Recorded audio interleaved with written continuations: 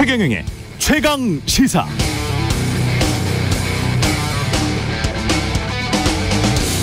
네, 어제 최강 시사 김종인 전 국민의힘 비대위원장의 인터뷰 내용 중 제가 주목했던 부분은 노동조합의 불법 행위를 처리하는 것과 노동개혁은 별개다.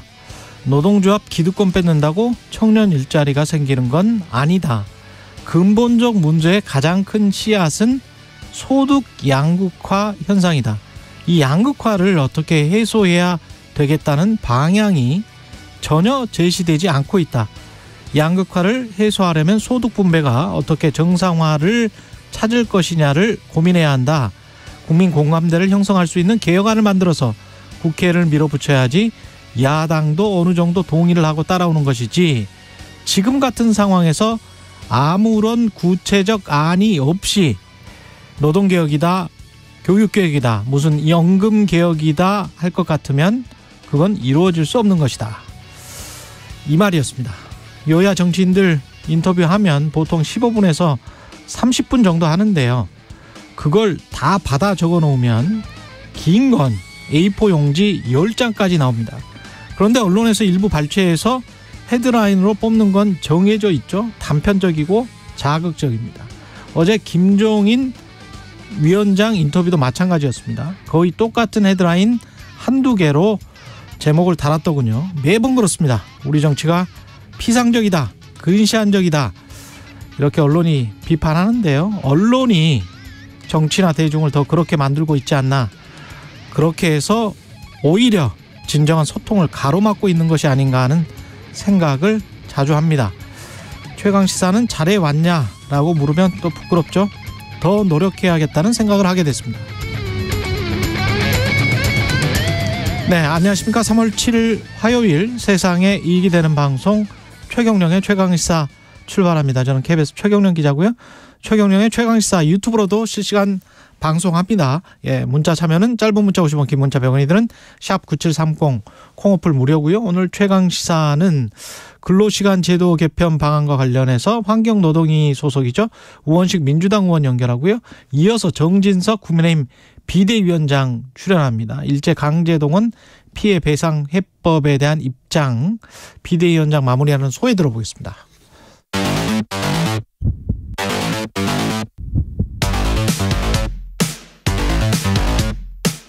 오늘 아침 가장 뜨거운 뉴스 언박싱. 자, 뉴스 언박싱 시작하겠습니다. 민동기 기자, 김민하 평론가 나와 있습니다. 안녕하십니까? 안녕하십니까? 예, 어제 정부가 강제동원 배상 관련해서 제3자 변제안 예상했던 대로 발표를 한 거죠? 그렇습니다. 예. 일단 그 국내 기업으로부터 기부금을 받아서 피해자들에게 배상하는 그런 방안을 정부가 공식적으로 발표를 했는데요. 정부 안에서 역대 정부가 추진해온 일본 피고 기업의 배상 참여는 빠졌고요. 일본의 사과도 이전 내각들의 입장을 재확인하는 그런 간접 사죄 형식으로 이루어졌습니다. 박진 장관이 그 일부 기자회견을 하면서 일본 피고 기업의 참여가 없는 반쪽 해법이다, 이런 질문을 받았거든요. 네. 이 질문에 대해서 동의하지 않는다. 물컵에 물이 절반 이상은 찼다고 생각한다.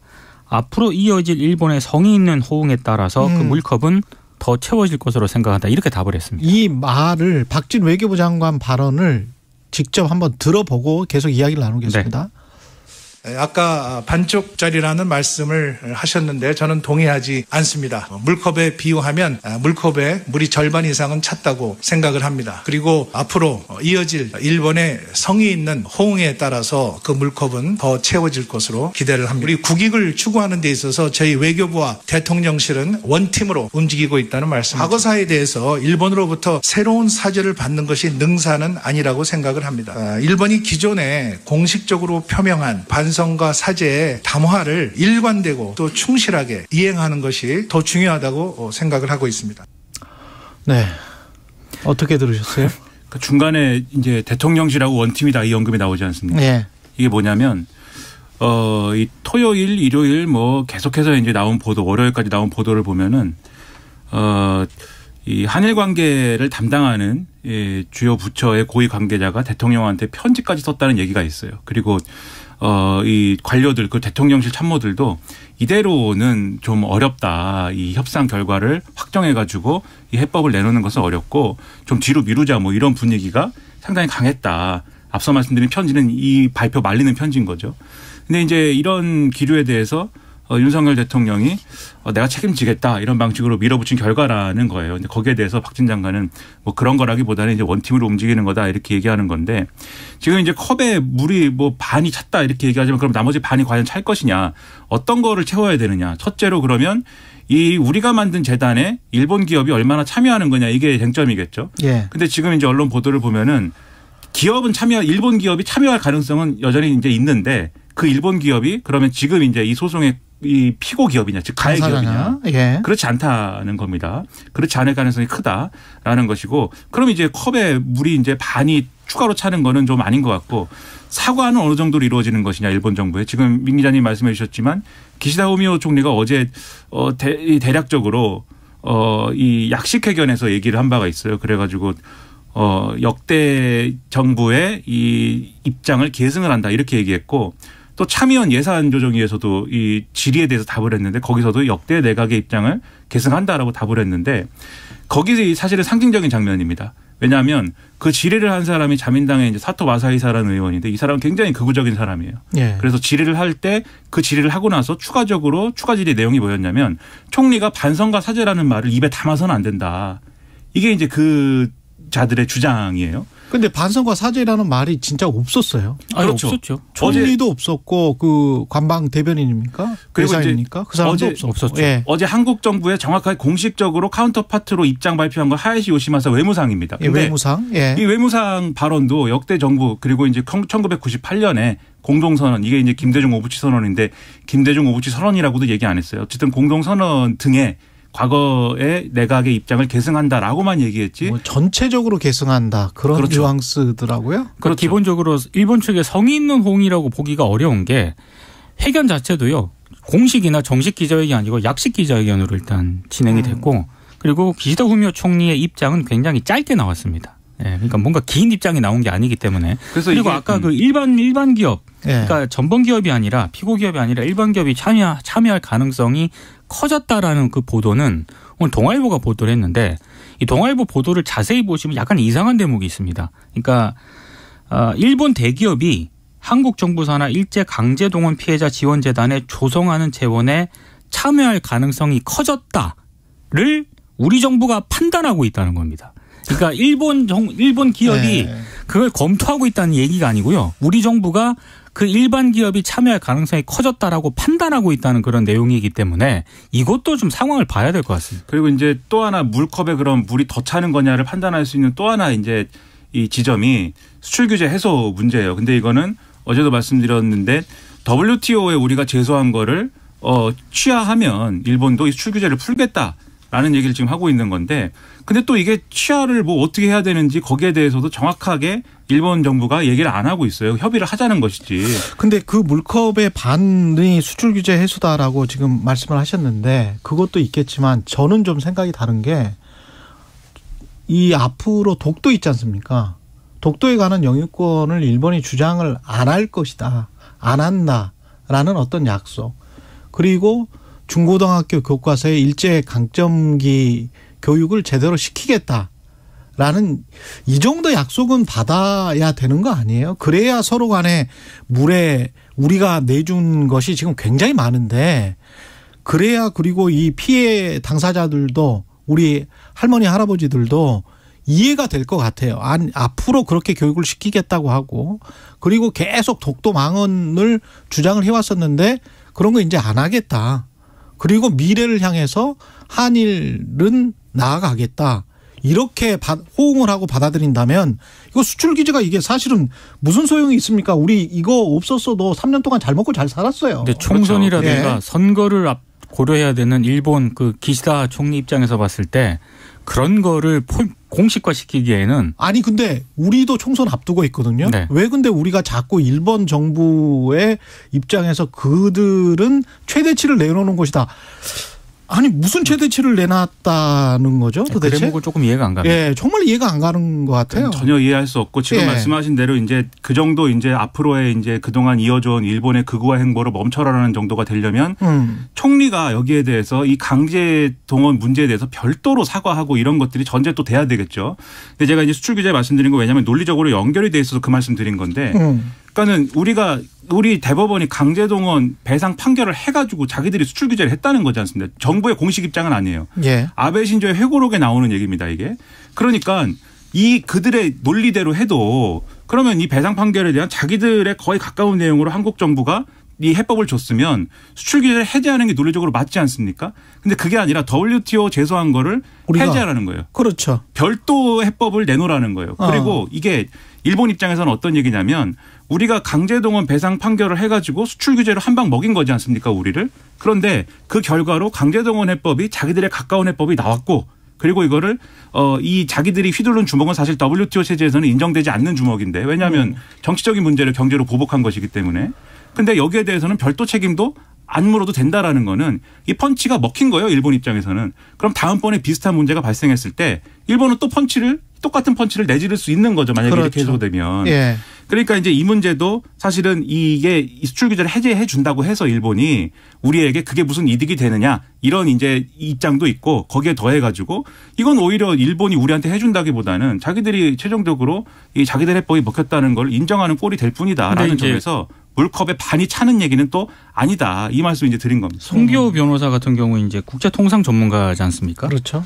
오늘 한겨레 신문과 인터뷰에서 이런 얘기를 했더라고요. 일본이 그 반도체 소재 수출 규제 안보 필요성을 입증을 못했기 때문에 이 WTO에서 패소 위기에 상당히 직면해 있었는데 이걸 오히려 지금 우리 정부가 구해준 상황이 됐다. 그리고 만약에 이게 이제 한번 이게 선례를 남기게 되면 일본이 한국의 대법원 판결에 부당하게 개입한 것을 용인한 그런 선례가 될 것이다. 그러니까요. 이 부분에 대해서는 상당히 좀 비판적으로 좀 대구 언급을 했더라고요. 판결을 행정부가 이 정도로 할 수 있는지 그것도 헌법에 이게 불일치한 거 아닌지 이것도 법적인 그렇죠. 문제가 될 수가 있을 것 같고요. 법적인 문제도 굉장히 많이 있고 예. 여기에 더해가지고 그러면 이런 모든 쟁점을 다 밀어놓고 앞으로 그러면 일본이 이런 문제들에 대해서 그게 과거사 문제든 한일 관계든 좀 더 진전되고 이게 좀 장기적으로라도 그러한 우호적인 어떤 행보를 할 수 있느냐. 군사적인 영역 말고는 지금 어려워 보이는 게 우리가 이런 해법을 내놓았으면 일본의 한국 전문가들도 야 이거는 일본의 상당히 좋은 아니다라고 평가를 하는데 일본의 아주 극우적인 생각을 가진 사람들 그리고 지금 이제 대부분의 일본 시민은 그렇지 않은데 온라인을 통해서 의견 표출을 하는 사람들이랄지 자민당 안에서도 극우적인 스탠스인 정치인이라든지 이 사람들이 하는 얘기는 지금 한국의 해법도 기분이 나쁘다는 거예요. 왜냐하면 제3자가 변제를 한다는 건데 변제할 게 없는데 왜 변제하느냐 이런 식의 태도입니다. 그리고 기시다 후미오 총리는 지금 지지율이 낮고 지금 말씀하신 대로 이제 지방선거하고 보궐선거하고 이런 걸 앞두고 있는 조건도 있고 하다 보니까 이 사람들 눈치를 또 봐요. 그러면은 이게 앞으로 일본이 좀 더 정향적인 태도로 갈 수 있는 안을 우리가 던진 거냐. 이게 그렇지는 않아 보인다라는 점에서 더 걱정스러운 겁니다. 또 다른 법적인 문제는 이게 지금 우리나라 기업들이 기부금을 내기로 했잖아요. 그렇죠. 그 기업들의 주주들한테는 주주총회 받아서 다 이거 동의 받았습니까? 아직 안 받았고요. 이거 잘못하면 배임입니다. 네, 그럴 가능성도 배임이에요. 있고 네. 그 우리 기업들 참여하는 과연 자발적인 것도 일단 따져봐야 되겠지만 그렇죠. 그 기업들이 기준이 뭐냐 이 문제도 지금 제기가 되고 있거든요. 이게 기업들은 뭔 죄예요? 그리고 그 돈이 어떻게 정부 돈입니까? 왜 정부가 어떻게 강제할 수가 있어요? 그렇죠. 이거를. 이게 이거 주주 돈이에요. 그렇죠. 이게 자본주의가 이상하게 돌아가는 거지.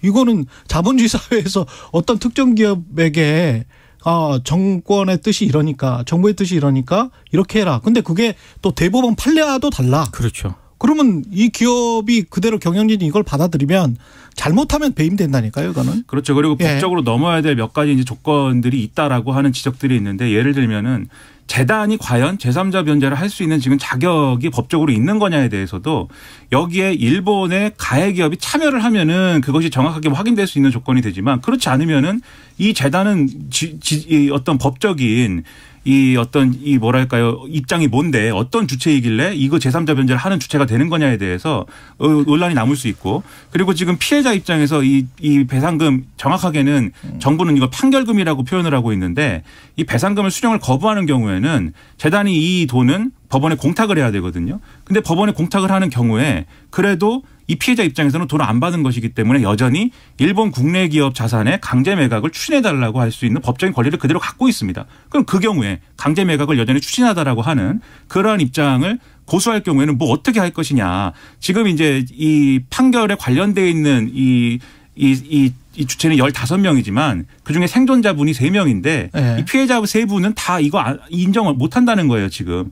그 경우는 어떻게 할 것이냐. 이분들 어떻게 설득을 할 것이냐. 거기다가 대법 판결이 이미 확정 판결이 나온 주요한 무기가 있거든요. 이게 당사자들은. 피해자 법률 대리인이 임재성 변호사인데 어제 기자회견에서 그런 얘기를 했습니다. 그러니까 참사 변제는 이건 당사자가 동의하지 않으면 공탁 등의 방식으로 채권을 일방적으로 소멸시킬 수가 없다. 그래서 해법에 동의하지 않는 피해자들 경우에는 이번 발표와는 무관하게 강제 집행 절차 진행을 이어가겠다. 그러니까 법적으로 대응을 하겠다라고 이미 밝힌 상황입니다. 그러니까 이상하게 지금 말리는 것 같은 게 바로 이 성명 우리가 발표하자마자 미국은 아주 밤이었는데 거의 11시가 다 됐었는데 바이든 미국 대통령이 환영한다고 바로 성명서를 썼거든요. 그렇죠. 그러니까 우리 정부 발표한 지 2시간 만에 입장 환영 입장이 됐거든요.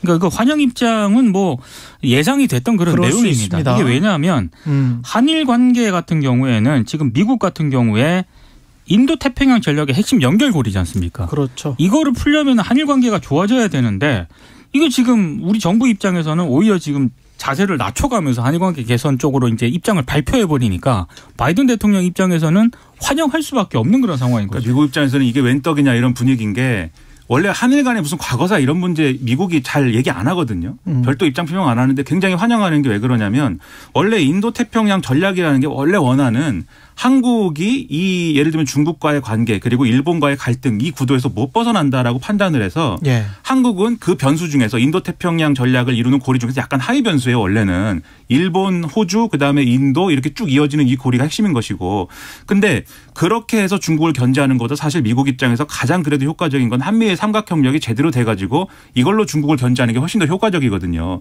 근데 이게 잘 안 될 거라고 생각하고 지금까지 이 전략들을 굴려온 것인데 어쨌든 윤석열 대통령 취임 이후에 계속 어쨌든 미국의 좋은 어떤 전략으로 가고 있고 거기에 더불어서 그동안 우려가 됐던 한일 간의 과거사 문제를 아주 파격적으로 풀어버린다라고 하면은 이 기존에 자기들이 고수했던 어떤 그러한 틀보다도 훨씬 더 좋은 틀이 지금 나올 수 있는 환경이 조성이 된 거거든요. 당장 지금 공동 군사훈련 막 한다고 하는 거 아닙니까? 근데 그게 이제 우리에게 좋냐라고 하면 여기가 동북아란 말이죠. 그렇죠. 그리고 우리가 역사적으로 계속 한중일 그다음에 그 안에 북한과의 관계 때문에 계속 고심을 하고 있었는데 인도 태평양이 갑자기 등장을 한 건 바이든 대통령 이후입니다. 그리고 그 전부터도 그런 이야기가 있었지만 미국의 전략에 따른 거거든요. 거기에는 필수적으로 대만이 있습니다. 대만에 문제가 있어요. 근데 자유롭고 개방된 인도 태평양이라는 단어가 이번 성명서에 나와버렸습니다. 바이든 대통령. 그것과 한국과 일본이 관계를 복원시키는 건지 더 향상시키는 건지는 모르겠습니다만 더 향상시키는 것과 관련이 있다는 거잖아요. 미국 입장에서는 그러면 군사안보적으로 봤을 때 인도 태평양에 개입할 것이다. 개입하라. 그리고 우리가 같이 갈 것이다. 이런 거를 의미할 수밖에 없고 그게 중국에게 어떤 메시지를 전달할지 우리가 발을 어떤 물에 지금 발을 담그고 있는지를 고민을 굉장히 해야 될 것 같은데요. 미국을 또 방문할 예정이라는 보도도 나오고 있지 않습니까? 이제 그런 부분에 있어서 또 바이든 대통령이 윤석열 대통령에게 또 어떤 메시지를 또 줄까 이런 부분에 대해서도 상당히 좀 고민이 많은 그런 대목입니다. 그 정부 주 52시간제 근로시간제도 개편하기로 했는데 이거는 짧게 설명을 하고 끝내죠. 그러니까 현재 일주일인 연장 노동시간 관리 단위를 노사 합의로 월, 분기, 반기, 연으로 관리할 수 있게 되거든요. 근데 현재는 주당 52시간이기 때문에 이 노동시간이 제한이 되는데 이걸 월 단위로 관리를 하게 되면은 4주를 모두 한 단위로 통합을 해서 한 달에 208시간 한도가 설정되는 그런 방식입니다. 물론 선택은 노사 간 합의를 하도록 했고요. 만약에 과반 노조가 없으면은 노동자 대표를 선출해서 뭐 지위를 부여하겠다. 이런 입장인데 노동계가 강력하게 반발을 하고 있습니다. 반발을 할 수밖에 없는 이유는 뭐 장기휴가 제도를 뭐 이렇게 할 수 있도록 한다는 그런 취지다라고 정부가 설명을 했는데 지금도 장기휴가 제도 일부 대기업들이 시행을 하고 있거든요. 공무원들도 해요. 네. 근데 이게 장기휴가 그러니까 공무원 같은 경우에는 연가저축제라고 2015년부터 거의 비슷합니다. 그걸 하고 있는데 이 일부 언론 안 보도를 돼요. 보니까 맞습니다. 안 돼요, 이게. 이게 저축해둔 연가 그냥 날려버리는 공무원들도 적지 않다고 합니다. 그럼요. 그러니까 이게 제도와 다르게 현실에서 네. 제대로 실행이 안 된다라는 그런 얘기죠. 그래서 이게 어떤 직종에는 이게 가능할 수 있어요. 근데 그 직종의 범위는 굉장히 협소할 것이고 그리고 이제 또 주목할 만한 게 69시간까지 주당 최대 일할 수 있게 하지만 이것은 11시간 연속 휴식을 부여했을 때 기준이고 그렇죠. 이 11시간 연속 휴식을 부여하지 않을 수도 있다라는 게 정부 입장입니다. 그러면은 최대 64시간까지만 일해라. 왜냐하면은 그 이상 일하는 것은 과로사 인정 기준에 들어가기 때문에 과로사 직전까지 일할 수. 근데 노동계는 과로사 직전까지만 일해라. 그 노동계는 11시간 연속 휴식을 이거는 무력화시킨 것이다. 이거는 미래노동시장 연구회에서도 이거는 안 건드렸는데 이 노동자 건강권은 어디로 갔냐 이러고 반발을 하고 있어서 이거 하려면 국회에서 입법해야 되거든요. 예. 쉽지 않을 것으로 보입니다. 예, 뉴스 언박싱 민동기 기자 김민하 평론가였습니다. 고맙습니다. 고맙습니다. KBS 1라디오 최경영의 최강시사 듣고 계신 지금 시각 7시 40분입니다. 날씨 정보입니다. 전국 대다수 지역에 건조특보가 발효 중입니다. 서해안을 제외한 대부분 지역의 대기가 매우 건조한 상태고요. 특보 단계가 높아 건조경보가 발효 중인 동쪽의 강풍 예보도 오늘 들어있습니다. 오늘 오후부터 영동과 경북 산지, 경북 동해안의 바람이 매우 강하겠고요. 또한 오전부터 오후 사이에 충청 이남 지역으로 대체로 바람이 강하게 불겠습니다. 시설물 관리와 화재 예방에 유의하셔야겠습니다. 오늘 구름 많다가 낮부터 맑아지겠고요. 동해안과 제주는 맑겠습니다. 아침에 충청과 전북으로 빗방울이 조금 떨어질 수 있겠습니다. 오늘도 예년 기온을 크게 웃도는 낮 동안 포근한 날씨가 지속되겠습니다. 서울은 어제보다 높은 18도 예상되고요. 강릉, 대구의 한낮 기온 22도 등 전국적으로 13도에서 23도 분포를 보이겠습니다. 일교차가 15도 내지는 경상권은 20도 안팎까지 벌어지니까 건강관리에 유의하셔야겠습니다. 아침에 남부지방으로 안개가 짙고요. 미세먼지는 중서부 지역으로 오늘 많이 쌓여 있습니다. 지금 서울의 기온은 6.9도입니다. 날씨 정보였고요. 다음은 이 시각 교통 상황 알아보겠습니다. KBS 교통정보센터 정현정 씨입니다. 네, 화요일 출근길 교통정보입니다. 경부고속도로 서울 쪽으로 밀리기 시작했는데요. 수원에서 신갈분기점, 달래내고개에서 반포까지 밀리고요.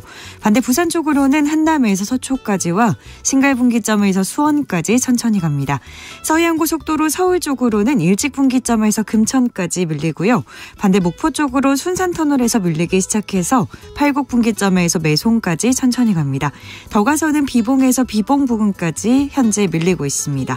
영동고속도로는 강릉으로 가는 길입니다. 서창분기점에서 월곶분기점까지와 반월터널에서 부곡까지 제속도 못 내고요. 소용인 분기점에서 용인까지도 정체입니다. 앞차와의 안전거리 유지하시고요. 출근길에 사고 나지 않도록 조심하시기 바랍니다. KBS 교통정보센터에서 정현정입니다. 오늘 하루 이슈의 중심. 당신의 아침을 책임지는 직격 인터뷰. 여러분은 지금 KBS 1라디오 최경영의 최강시사와 함께하고 계십니다. 네, 정부가 어제 주 52시간제를 개편하는 내용의 근로시간제도 개편 방안 내놨죠. 연장 근로시간 제한 단위를 일주일에서 월 단위 이상으로 넓히는 겁니다. 예, 민주당 우원식 의원, 국회 환노위 위원이고 사선 의원이십니다. 예, 연결해서 좀 의견을 들어보겠습니다. 안녕하세요. 네, 안녕하세요. 우원식입니다. 예, 주당 최대 69시간까지 일할 수 있게 되는 건데 어떻게 네. 생각하십니까? 네, 그러니까 이게 장기 휴가를 줄 테니까 일이 많을 때는 집중적으로 일하라 이런 얘기잖아요. 그렇죠. 지난 대선 때 그 서문시장인가 그때 윤석열 후보가 일주일에 120시간 일하고 실컷 쉬는 게 낫다 이런 얘기를 해갖고 굉장히 파문이 일었습니다. 그랬었죠. 네. 도대체 노동자들의 휴식이라고 하는 걸 도대체 어떻게 생각하는 거냐. 그래서 그랬었는데 그걸 아주 현재화하는 것 같아요. 그거를 하겠다고 하는 것 같은데 OECD 최장 노동시간 때문에 가장 과로사가 많은 게 우리의 현실이었습니다. 그래서 이걸 극복하기 위해서 오랫동안 논의를 해서 사회적 합의를 통해서 2018년에 주 52시간제가 확립이 됐거든요. 그때부터 사실 워라밸이 시작을 했죠. 내가 언제 쉬고 또 가족가 언제 휴식을 취하고 이게 예측 가능했는데 지금 일할 때 확 일해라. 이거는 그거가 없어진다는 이야기거든요. 우선 그게 하나 문제고 또 정말 장기 휴가 그렇게 일하고 장기 휴가로 주겠다는 건데 그게 가능할까? 지금도 일이 많아서 초과 근무까지 해야 되는데 장기 휴가가 가능할 수 있을지 이게 이제 현장 현장에서 의문시하는 겁니다. 정부가 2015년부터 공무원들을 대상으로 해서 실험했어요. 연가저축제입니다. 연가저축제. 예. 매년 11일씩 연가를 가는데 이거 3년치 몰아서 일하고 33일 휴가를 해라. 근데 해보니까 일은 많고 눈치 보는 사람들도 많고 그래서 결국 실패했어요. 이거 안 되는 일입니다. 그러니까 장기 휴가가 가능치 않죠. 그것도 이 장시간 노동은 법제화하겠다고 하면서 휴식권 보장은 인식 개선 차원으로 하겠다는 거거든요. 예. 노사 합의에 맡겨진 겁니다. 이게 이제 노동시간 저축계좌제 이런 건데 이거는 법적으로 완전히 보장된 게 아니라 노사 합의에 맡겨진 건데 우리 노조 조직률이 14%여서 현장에서 노동자들의 협상력이 굉장히 대등하지 못하고 이 사측보다는 약합니다. 그런 속에서 법적으로도 보장되지 않고 노사 합의를 통해서 하라고 하는 것이 결국은 휴식 없는 장시간 노동으로 귀결될 가능성이 매우 높기 때문에 결국은 한마디로 그동안 하려고 해왔고 노력해왔던 저녁 있는 삶을 폐기해야 된다는 것이고 노동시간 유연화라는 이야기 좋은 말로 쓰는 것 같습니다만 사실은 우리 직장인들의 삶을 유연화시켜서 워라밸의 예측 가능성을 무력화시킨 것이다. 저는 그렇게 생각합니다. 반론 차원에서 한번 질문을 드려보면 물론 이제 상시적으로 비슷한 일을 하는 근로자, 노동자, 직장인들은 이게 나중에 제대로 쉴 수 없을지 모른다라는 불안감이 있을지 모르겠습니다만은 프로젝트별로 일하는 IT 기업들 같은 경우 있지 않습니까? 어떤 뭐 설계를 한다든지 뭐 게임 개발을 한다든지 뭐 이쪽 같은 경우는 이렇게 하는 게 더 쉽다, 편하다 이렇게 주장하시는 직장인들도 있을 것 같은데요. 뭐 그럴 수도 있는데 지금 이 법은 어느 정도냐면요. 예. 우리가 이제 그렇게 사회적 합의한 게 11시간 연속 휴식을 해라. 잠자면서 일해라 이런 거 아니겠습니까? 예. 하루 8시간 일하고 또 연장 근로는 일주일에 12시간 일하고 그리고 최소한 11시간 연속 휴식은 주자 이런 건데 이번에 얘기하는 거는 11시간 연속 휴식을 할 경우에는 69시간까지 일하는 한 또 11시간 휴식 없이는 최다 64시간, 주 64시간 근로하는 한인데 69시간 일한 11시간 휴식을 주면서 69시간 일하는 거는 6일 내내 11시간 휴식하는 잠자고 왔다 갔다 하는 시간 빼고 나머지 시간은 다 일해라 이런 겁니다. 69시간이라는 게 그런 의미거든요. 11시간 69를 6일로 나누면 11.5입니다. 그러니까 11시간 30분인데 11시간 휴식을 빼고 4시간마다 30분씩 쉬는 걸 빼고 나면 딱 11시간 30분이거든요. 6일 동안 내내 일만 해라. 잠자는 시간 빼고 일만 하라는 얘기가 되고 또 심지어는 이게 11시간 휴식 없이 이건 정말 깜짝 놀랐는데 그렇게 되면 어떻게 되냐면 일주 총 근로시간이 64시간이 된다는 거는 4시간마다 휴게시간 30분 이건 줘야 되거든요. 그렇게 되면 24시간 철야 근무도 문제가 되지 않고 또 심지어 일 많을 때는 일주에 총 근로시간 64시간을 몰았으면 사흘 내내 4시간마다 30분 휴게시간 주고 4일 내내 밤샘 근무도 합법적이라는 얘기가 됩니다. 이게 어떻게 사람이 살 수가 있습니까? 근데 옛날에 전태일 열사가 그 청계 피복에 있을 때 그때 타이밍 먹고 잠 안 자는 약 먹고 있다는 그런 상황으로까지 방치하는 꼴이 되는 건 그걸 합법화한다는 건데 이렇게 하면 사람이 살 수가 없죠. 근데 사측이라고 할 수 있는 중소기업 중앙회는 업무가 더 폭증할 경우에는 일본처럼 월 100시간, 연 720시간까지 연장 근로를 할 수 있도록 추가로 개선해야 된다. 이렇게 지금 주장하고 있단 말이죠. 그 중소기업의 여러 고충도 이해는 합니다. 그렇지만 월 100시간, 연 720시간 연장 근로 늘린다고 하면 누가 중소기업에 가서 일하겠습니까? 지금은 그 워라밸, 워크 라이프 밸런스 이건 굉장히 우리 근로자들이 원하고 있는데 이렇게 하면 누가 가려고 하지 않죠. 저는 이 중소기업 중앙회도 경제단체로서 이런 의견을 밝혔지만 저녁 있는 삶 그리고 가족과 함께하는 일과 삶의 균형이라고 하는 사회적으로 중요한 가치가 된 상황에서 이걸 대대적으로 후퇴시키는 거는 사회적 갈등만 커진다. 특히 이제 저도 중소기업 문제에 대해서 굉장히 관심이 많은 그렇죠. 사람이고 예. 을지로위원회에서 그 문제를 계속 해왔는데 예. 그래서 저희가 중소기업 문제를 해결하는 거는 물가 연동제 그리고 대기업에 대한 납품 단가 교섭권 확보 이렇게 해서 일한 만큼의 대가를 제대로 받아갈 수 있는 중소기업이 노력한 만큼 중소기업이 대기업과 다 연결되어 있기 때문에 그 대가를 제대로 가져갈 수 있도록 하는 것이 중소기업 문제를 푸는 거라고 생각하거든요. 예. 그렇게 이해를 해야지 이 일하는 사람들만 쥐어짜서 중소기업의 지금 문제를 해결하겠다 하는 거는 전 꼭 올바른 것은 아니다 이렇게 생각을 합니다. 다른 문제도 여쭤볼게요. 지금 네. 정부가 제3자 변제 방식으로 일본과 관련한 강제징용, 네. 강제동원 문제를 해결하겠다. 어제 공식 발표를 했는데 네. 어떻게 생각하십니까? 전 정말 터무니없는 방식이라고 생각합니다. 터무니없다? 피해자에게 우리 돈으로 배상하겠다는 이런 정부의 강제징용 피해자 배상 해법은 정말 우리 외교 역사상 최악의 국익훼손 행위다. 저는 이렇게 생각합니다. 그렇군요. 우리 대법원 판결이 예. 전범 기업에게 배상하라는 거거든요. 그러니까 개인 청구권은 아직 남아 있다. 그렇기 때문에 배상해라 이런 얘기인데 이 배상 책임을 우리 기업에게 떠넘긴다는 거는 졸지에 포스코는 우리 기업을 전범 기업으로 만드는 거 아닙니까?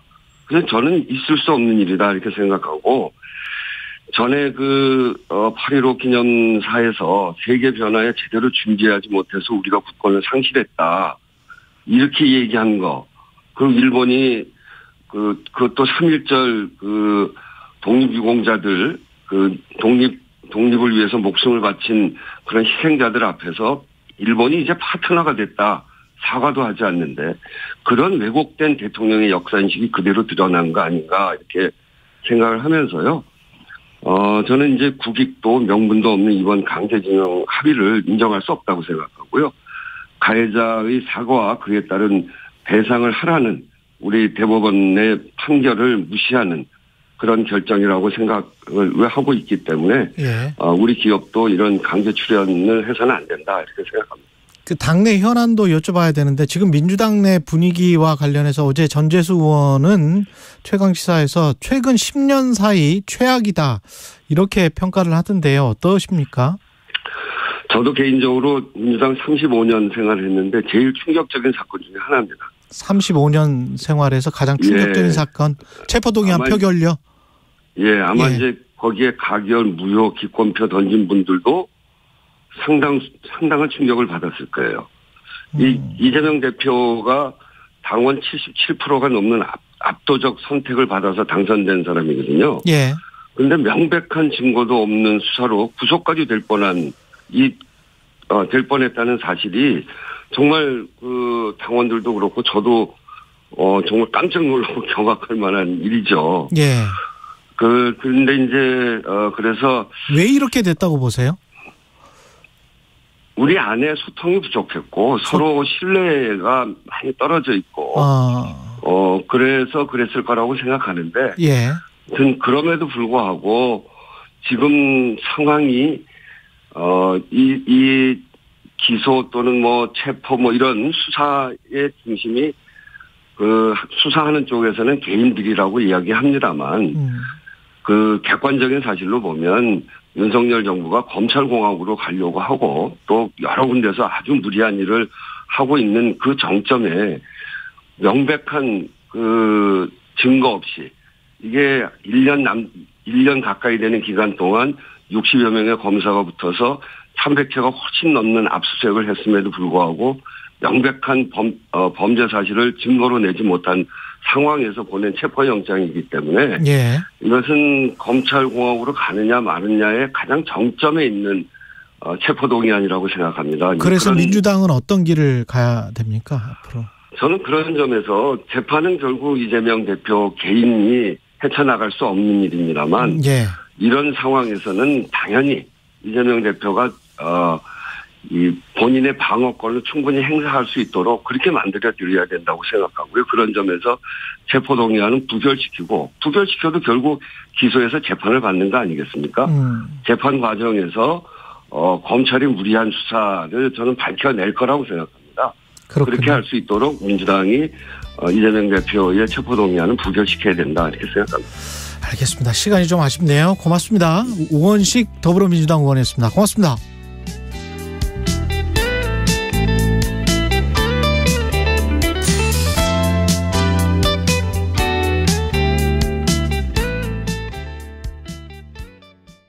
회사의 가장 중요한 게 함께 일할 사람인데 든든한 인재도 구하고 회사 운영도 함께 고민해야죠. 사장님, 아직 모르세요? 청년을 채용하는 중소기업을 도와주는 청년 일자리 도약 장려금. 올해부터 2년간 1,200만 원으로 더 크게 지원합니다. 청년에겐 기회를, 기업에겐 활력을. 청년 일자리 도약 장려금. 취업 포기하고 싶었죠. 일하고 싶은데 내 자리는 없는 것 같았어요. 그런데 청년 일자리 도약 장려금 덕분에 제 자리를 찾았어요. 청년에겐 기회를, 기업에겐 활력을. 청년 일자리 도약 장려금. 올해부터 2년간 1,200만 원으로 더 크게 지원합니다. 지금 검색창에 도약 장려금을 입력하세요. 지난 2003년에 벌어진 대구 지하철 참사가 20주기를 맞습니다. 세계적으로도 역대 시커먼 연기가 2023 KBS 연중기획 기억을 기록하다. 대구 지하철 참사 피해자 가족들을 위해서 심리학과 교수님이 피해자 가족분들에게 그러시는 거예요. 집에 시계가 고장이 나면 시계를 정확한 시간으로 고치지 않느냐고. 심지어 외국에 나가도 그 외국의 시간에 따라서 해야만 되는 것이 시간이라는 거 아니겠느냐. 그런데 그 시계가 고장이 나서 시간이 맞지 않는다면 빨리 그 시간을 고쳐야 우리가 정상적인 시간으로 정상적인 삶을 살 수 있지 않느냐 하시면서 내 마음속에 심리적인 시간을 다시 맞춰라. 그 시간에 머물러 있지 마세요 하고 이렇게 말씀을 해주시는데 그 당시 아들을 먼저 보내신 아버님이 계셨는데 고장난 시계에 시간을 고치라고 말씀하실 때 이렇게 두 눈을 질끈 감으셨어요. 그 이후에도 우리나라에서는 많은 힘든 일이 있었어요. 그 유가족 분들에게도 그 얘기를 좀 전달해 드리고 싶어요. 시계를 고치시라고. 대구 지하철 참사 당시 봉사활동을 했던 한명아 씨는 기억합니다. 상상도 하지 못했던 비극에 그대로 멈춰버린 시간들. 사고 전으로 시간을 되돌릴 수는 없을까. 고장난 시계를 고치고 또 고쳐가며 20년을 견뎠습니다. 당신과 대한민국의 기억, KBS가 기록합니다.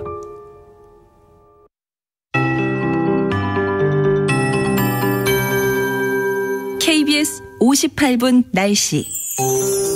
오늘은 동해안을 제외한 전국의 구름 많다가 낮부터 맑아지겠습니다. 동해안과 제주는 종일 맑은 날씨를 보이겠고요. 충청과 전북 지역으로 아침에만 빗방울이 조금 떨어질 수 있겠습니다.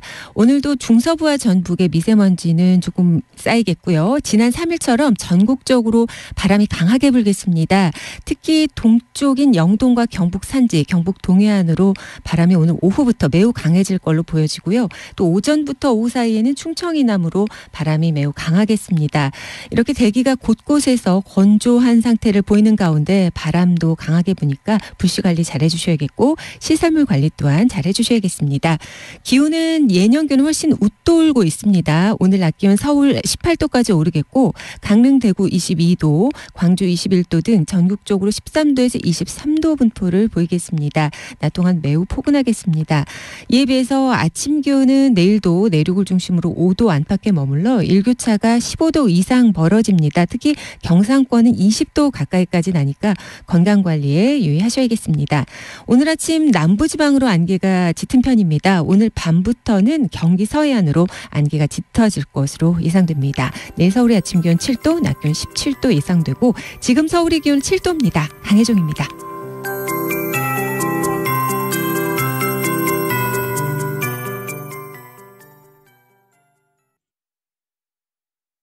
정성을 다하는 국민의 방송 KBS가 8시를 알려드립니다. AM 711kHz, FM 97.3MHz, KBS 1라디오입니다. HLKA.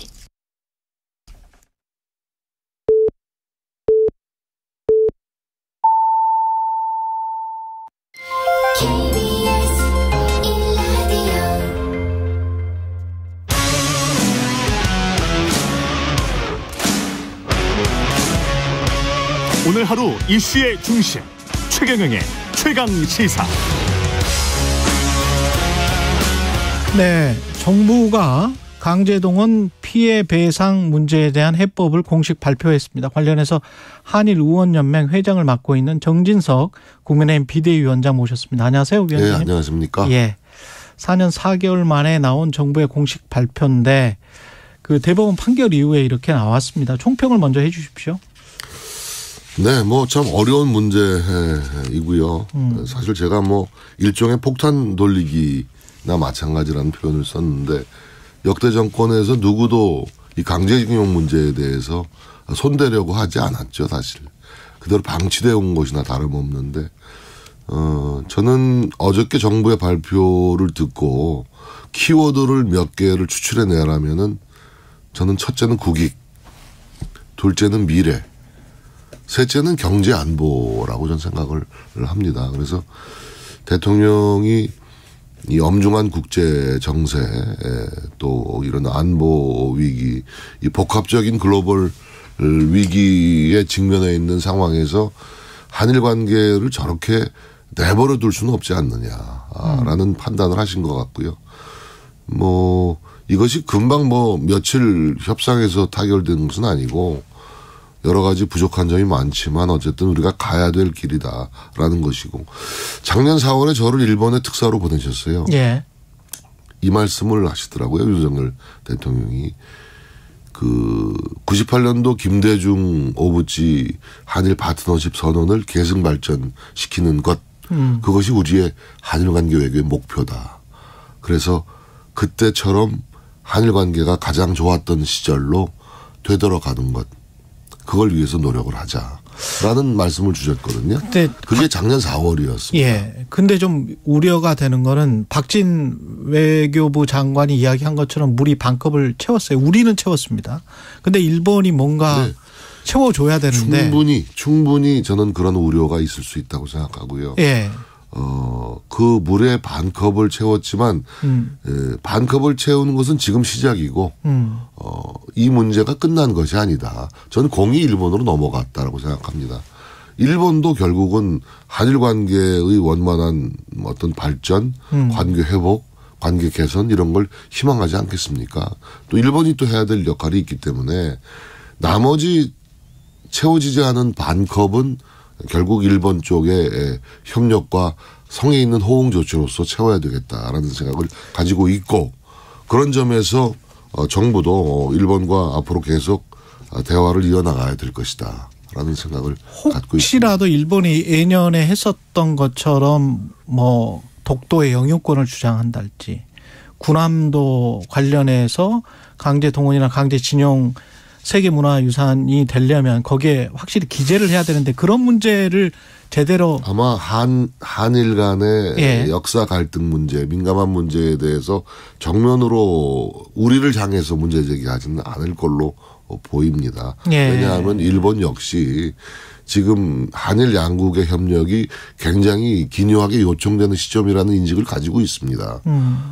생각해 보십시오. 지금 북한이 연일 미사일 핵 위협을 하고 있는 상황에서 한일 간의 안보 협력, 특히 한미일 간의 협력 공동체의 회복은 매우 중요한 일이거든요. 예.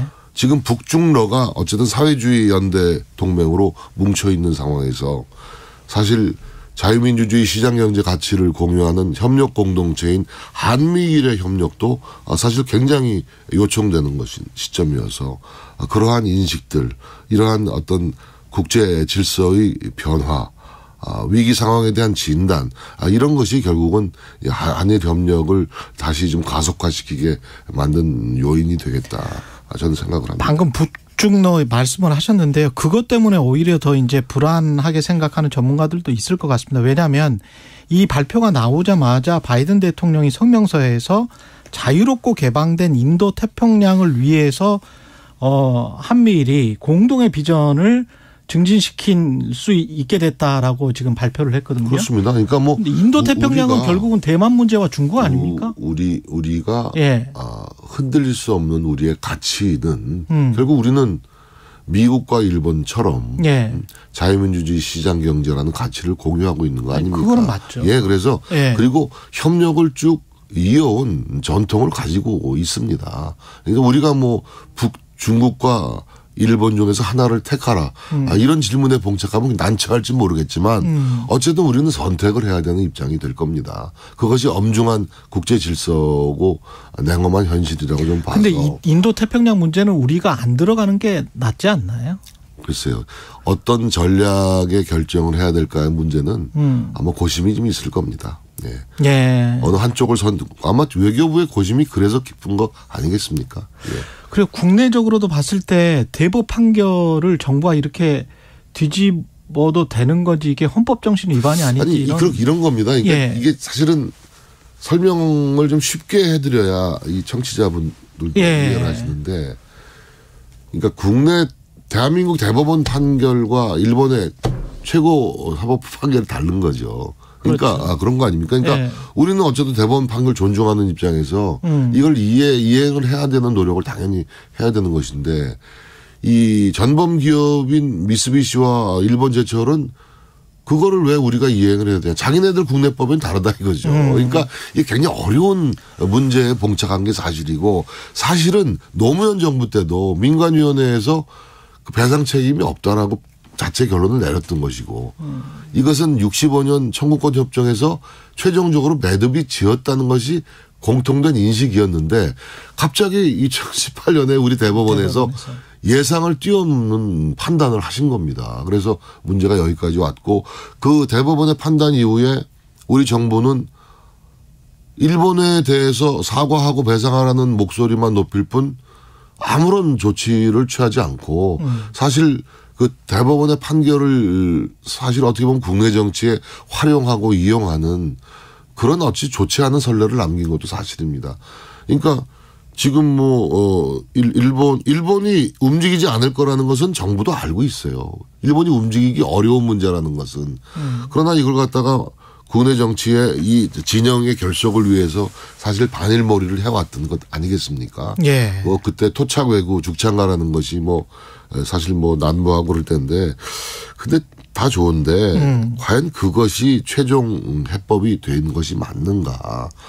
우리 미래 세대들에게 한번 물어보면 동의하지 않는다. 지금 보세요. 지금 한일 간의 젊은이들이 서로 교류하고 이해하고 싶어서 아주 엄청나게 교류폭을 넓히고 싶고. 좋아하죠. 지금 제가 그 4월 달에 가가지고 김포한에다 뚫자고 제일 먼저 제안을 했습니다만, 제가 일본에 그랬어요. 우리 쉬운 문제부터 풉시다. 어려운 문제 이건 천천히 가고, 김포한에다 뚫고 비자 면제 복원해주고 코로나 격리 해제해달라. 3개를 제가 작년 4월에 요구했고 일본은 즉각적으로 수용을 사실 했습니다. 지금 엄청난 교류가 지금 진행 중에 있고 확대되고 있지 않습니까? 결국은 우리가 한일 간의 과거사 문제를 극복하지 않으면은 미래로 나갈 수 없다. 저는 그래서 윤석열 대통령이 지금 폭탄 처리반을 맡아가지고 지금 EOD 슈트를 입고 폭탄 처리에 나선 겁니다. 누구도 건드리지 않으려고 했던 이 폭탄을 말이죠. 그래서 저는 이거를 좀 대승적인 대통령의 결단으로 봐야 되겠다. 자꾸 우리 우원식 의원도 좀 전에 터무니없는 해법이다고 얘기하고 국익에서 나왔는데 알겠어요. 그러니까 무슨 말씀하셨는지 알겠는데, 그러면 어떻게 하자는 말인지 대안을 내놔야죠. 민주당은 대안이 없습니다. 지금 제3자 변제가 우리 아이디어인 것 같습니까? 민주당의 아이디어입니다. 문희상의 아이디어예요. 아니 분명히 팩트를 확인해 주셔야죠. 제3자 대위 변제 아이디어는 우리의 아이디어가 아니고 민주당의 아이디어입니다. 문희상의 아이디어예요. 그것이 거의 마지막 툴이다. 마지막 수단이고 마지막 해법이라는 인식에서 우리가 결단을 내린 건데, 저렇게 무슨 삼전도까지 나오고 굴욕까지 나온다는 것은 글쎄요, 뭐, 그 기분 뭐 알겠는데, 뭐 민주당이 매번 그런 스탠스였기 때문에 제가 뭐 거기에 토를 안 달겠는데, 그런 정파적인 편협한 시각은 이제 좀 교정하고 시정해야 될 것이 아닌가. 진영 논리고 알겠습니다. 정파적 논리다. 이건 그 국익과 국민과 미래와 우리 안보, 경제 이런 걸 좀 감안해 주었으면 하는 제1야당으로서의 어떤 그런 좀 자세 전환을 좀 호소드리고 싶습니다. 예. 그 강제동원 피해 배상 문제 관련해서 요거까지만 질문 드리고 그 정치안으로 넘어가겠습니다. 피해자들을 지금 다 설득하지는 못했을 거 아니에요? 뭐 이제 문제는 어떻게 되는 거예요? 이게 정부에서 외교부에서 나름대로 노력을 기울여 왔죠. 민관 그 협의회도 이제 가동을 해왔고 박진 장관이 직접 피해자를 찾아가 뵙고 또 말씀도 드리고 설명도 드리고 그런 노력들을 해왔습니다. 근데 지금 그 90세 넘은 고령 피해자들이 있으시잖아요. 그렇죠. 그리고 또 나머지 또 유가족들을 상대해서 대화를 하시는데 물론 반대하시는 분들도 계시지만 그래도 유가족들 중심으로 다른 방법이 없다. 정부의 이런 해법을 수긍하고 받아들일 수밖에 없구나라는 반응을 보이는 유가족들이 굉장히 많다. 이 정도만 말씀을 제가 드리겠습니다. 예. 지금 6개월 동안 비대위 국민의힘 비대위를 이끌어 오셨는데 뭐 내일 전당대회네요. 그렇죠? 그렇습니다. 내일 저 대통령 선거 승리한 마지막 피날레 유세한 3월 8일입니다. 그렇게 또 3월 9일 대통령 선거에서 승리했거든요. 어떻게 마무리는 잘 하고 나가시는 것 같으세요? 어떠세요? 소회는? 뭐 한 달 정도 전당대회 합동 그 경합이 있었는데 뭐 나름대로 이 정도면 순조롭게 온 게 아닌가.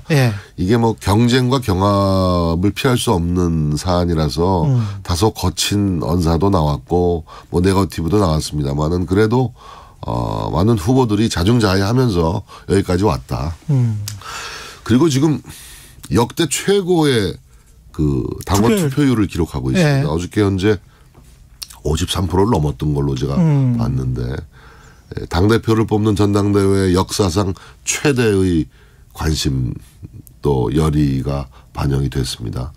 여러 가지 요인이 있겠습니다만은 저는 한 가지를 딱 고르라 그러면 우리 당원들이 내년도 총선의 승리를 간절하게 염원하고 있구나. 그런 당원들의 뜻이 염원이 그 갈망이 이 투표율로 반영되고 있다. 저는 그렇게 읽고 있어요. 제가 또 뭐 비판도 받았습니다만은 100% 당원 투표로 그 국민의힘 당원을 개정하지 않았습니까? 저는 그것도 당원들의 긍지와 자부심을 매우 고취시키는데 기여를 했다라고 보고 그런 당원의 참여 열기를 고조시킴으로 해서 이 국민의힘이 더 이상 분열하지 아니하고 서로 응집하고 결속하고 화합하고 전진을 도모하고 있구나. 저는 이렇게 생각을 하고 있습니다. 제가 100%. 이제 분열은 더 이상 우리 보수의 언어가 아니다. 그런데 그 전당대회 중간중간에도 계속 이제 윤심 논란이 있었고 지금 막판에 행정관이 김기현 후보를 좀 도와달라 이런 거를 뭐 카톡에 좀 퍼뜨려 달라 뭐 이런 이제 발언이 나왔는데 저도 카톡에 초청 받아서 제가 어느 단체 카톡방에 있는지도 모릅니다. 또 나오면 또 시비 거는 사람도 있어서 나오기도 조심스럽고요.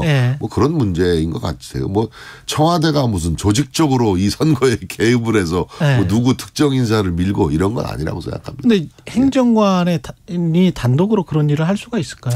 글쎄요. 그건 뭐 좀 알아봐야 되겠습니다. 사실 정확한 내막을 제가 모르겠는데.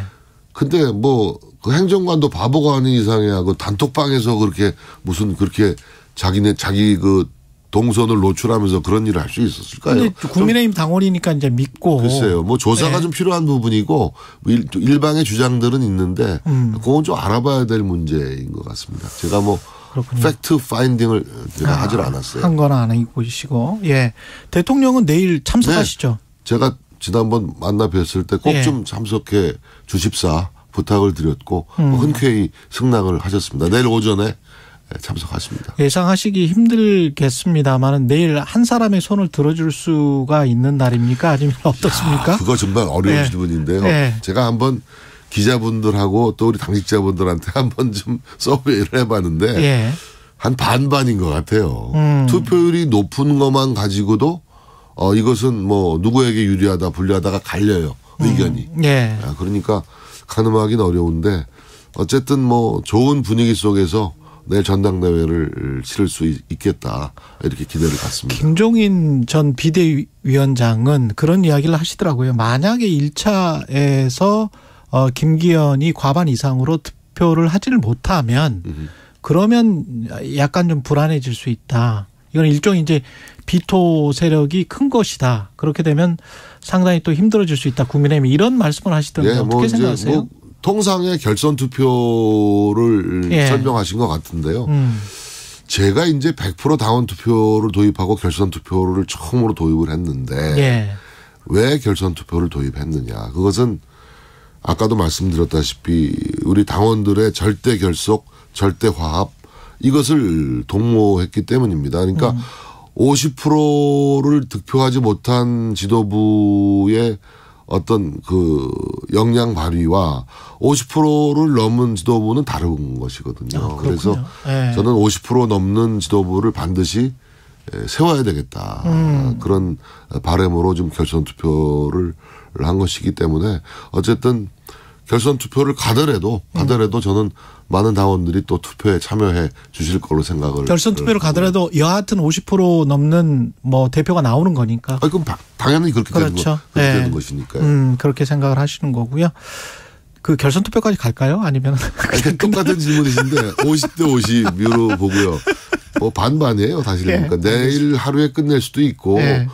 뭐 49.99%가 나오면 결선 투표 해야 되는 거니까. 그렇죠. 그러면 또 12일 날까지 가야 되는 문제고요. 어쨌든 제가 뭐 그 한 20여 년 정치하면서 이 비대위원장 6개월 맡았는데 좀 힘들었어요. 힘들고 뭐 열심히 하려고는 했는데 나름대로 제가 독배를 마시는 심정이라고 시작을 했지만 지금 이 순간은 독배는 아닌 것 같고.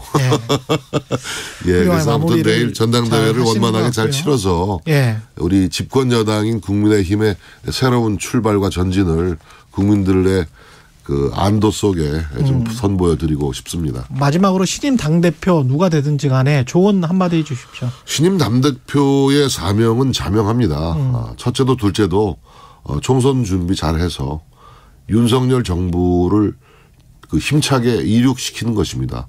윤석열 정부 국민의 선택으로 탄생된 정부인데 지금 거대 의석을 앞세운 민주당의 소위 입법 횡포, 전대미문의 입법 횡포가 계속되고 있기 때문에 앞으로 전진하지 못하고 있는 것이 사실입니다. 저는 이런 현실이 너무 야속해요. 왜? 우리가 의석수가 적기 때문에 결국은 이 구조를 바꿔야 됩니다. 그래서 국민의힘이 집권 여당인 국민의힘이 내년 선거를 통해서 다수 의석을 확보함으로써 국민의 윤석열 정부를 이 대지를 박차고 힘차게 이륙시키는 것, 그 사명을 완수하기 위한 해안을 만들어내는 것, 그것이 새 지도부의 책무이자 사명이다. 그렇게 말씀드릴 수 있겠습니다. 여기까지 듣겠습니다. 국민의힘 정진석 비대위원장이었습니다. 고맙습니다. 감사합니다. 최경영의 최강시사는 여러분과 함께합니다. 짧은 문자 50원, 긴 문자 100원이 드는 샵 9730. 어플 콩과 유튜브는 무료로 참여하실 수 있습니다.